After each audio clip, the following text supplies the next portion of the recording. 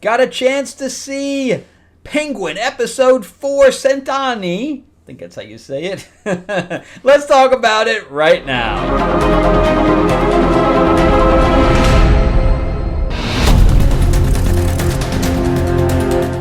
Welcome back to the channel, everyone. Thank you so much for spending time with me as we rant about movies, comic books, and television shows, as well as the occasional board game. I am your host, Frank Zanca. I'm an award-winning screenwriter, novelist, and comic book writer, as well as a filmmaker.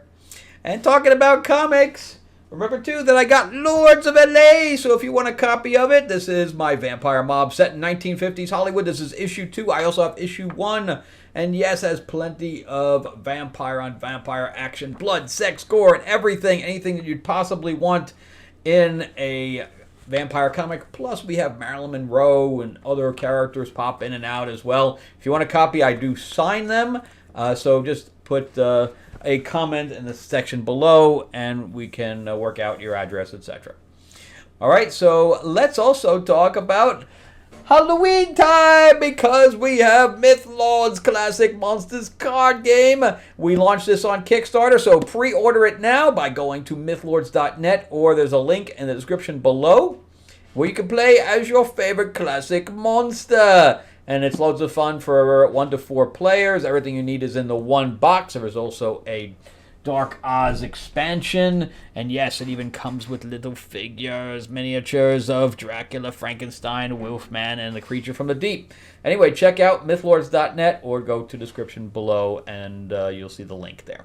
All right, so let's talk about Penguin Episode 4. So we are now halfway over, and I have no idea where they're going with this, because this episode changed everything.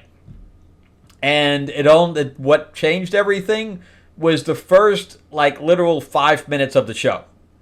So I am going to go into spoilers here, because if you haven't seen it yet, go watch it. But we're already a few days that's been out. But this is directed by Helen Shaver.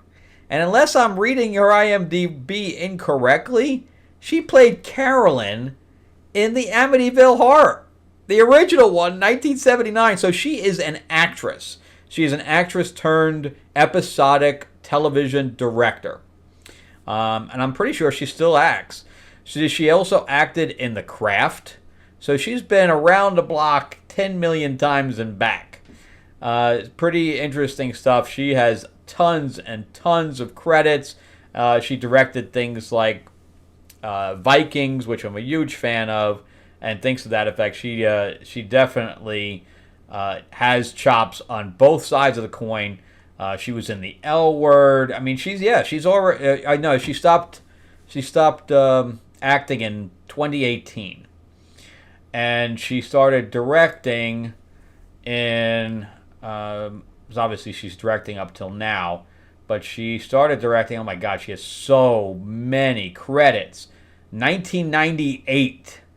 So she's been directing for many, many years. She's directed Snowpiercer, Westworld, Lovecraft Country. I won't even talk about Quantum Leap, because that was pretty bad. But yeah, so many. Law and Order. Just so many. The Bridge, Castle. Amazing. But Medium, which I love, yeah, she has some amazing credits on both sides. So that being said, she also was also written by one of the writers from Wheel of Time. So she probably didn't come in with a great script. But they really pulled, I was watching the behind the scenes with the DP and how they wanted to do some of this stuff. I think her and the DP worked really well together to craft this basic flashback. It's basically a flashback episode with Kristen Milioti being the main character throughout. So this is a Sofia-centric episode. Penguin is in it just basically in flashbacks for the most part as her driver. So we get to see him as a non-entity for the most part, where he was basically trashed. And we see him also backstab her. But not to the extent that the rest of the family backstabbed her. used it to propel himself a little bit, but they took that little bit of information and then added it to the information that she was doing. She actually did it to herself more than he did it, because the dad, he was willing to blow it off until she came at him with the stuff about the other girls and the mother, and that is what made him trigger. So she triggered him more than anything that the Penguin did. She's feeling guilty because she knows that her father's not a great man, and the death of her mother really affected her. So she was the one that actually found her mother hanging, and she realized that she couldn't have hung herself. Not with the defensive wounds that she had and things to that effect. So she decides to meet with the reporter, but at the same time, she realizes what she's doing might hurt the family. So she immediately goes on the defensive and pushes the reporter away. But the damage is already done. And then when Penguin tells the dad that she met with the reporter, that's when things kind of open up. And when then she opens and festers the wound even more. And this is Mark Strong taking over the role that was in the Batman. So it's not the same actor from the Batman. Mark Strong is now taking part of the dad. He always does a good job. I think his range is phenomenal. He's been in everything. Now we have her basically being thrown into an institution by her family so she can't cause any trouble and open her mouth, I guess. And she's supposed to be out in 6 months, and she doesn't get out for 10 years, hence the word Centani, which I believe is a 10-year anniversary. I didn't look it up, I'm just guessing. So now she's turned into a completely different person, going through electroshock therapy, having to beat people up, and having to become somebody that's self-reliant on a physical and emotional sense.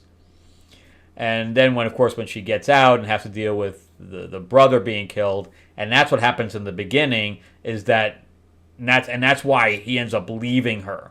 So the question about why he leaves her to the other gang and not taking her in the car is now answered, because now she knows that he killed the brother. And there's nothing now that's going to keep her from hunting him. But I really liked the ending because I knew that she was going to go and kill everybody. I knew it. When she's spending time with the daughter at the very end, it was obvious that she had killed everybody. It was very interesting what she did with the boiler and the gas, and she had the gas mask on and all that stuff. And that dress that she wore at the end, I wonder how much Topstick they stuck to her, because it did not move on her. And it was all open. She's probably taped galore in there. But she looked really great, and she had, the big hair and stuff like that that I grew up in the 80s, and all the girls had big hair, and I have a thing for big hair, but it's out of style now. Nobody does the big hair thing, but I have a thing for big hair. Mostly because I don't have any of my own, maybe. But a really good episode, I thought, because normally I don't like when we have storylines that get derailed, where I'm not seeing a progression of story, and instead we get all this flashback in one episode where it almost looks like a filler. I did not feel that way with this one. I did not feel that this was a filler.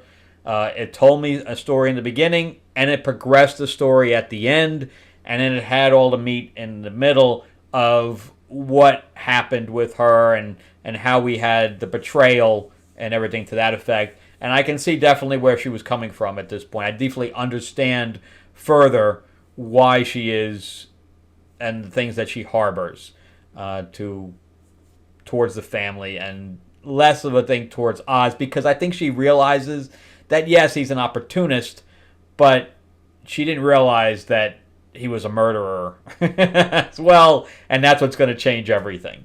So I have no idea where they're going to go with it now, because I thought they were going to team up against the family, but now Oz is going to be on the run. So I don't know. Obviously, only one of them can live by the end of this, and we already know who that's going to be. So anyway, definitely a great episode. If you haven't seen it, definitely check it out. I guess I told you some of the beats in there if you haven't seen it, but you're still going to enjoy the episode no matter what. On a scale to 1 to 10, it's definitely like a 9. Definitely like a 9 episode. The acting is just through the roof. She does this. She embraces this character just so well. All right, that's it for me. Remember to give me a like, give me a thumbs up if you can, and a subscribe if you can too. Ring that bell, ding, ding, and get notified when I put out other videos. I am going to go see Smile this weekend as well, and also check out some of my other videos. But also, mythlords.net. Check it out just in time for Halloween. That's right, we have our card game here with the classic monsters. Play as your favorite classic monster.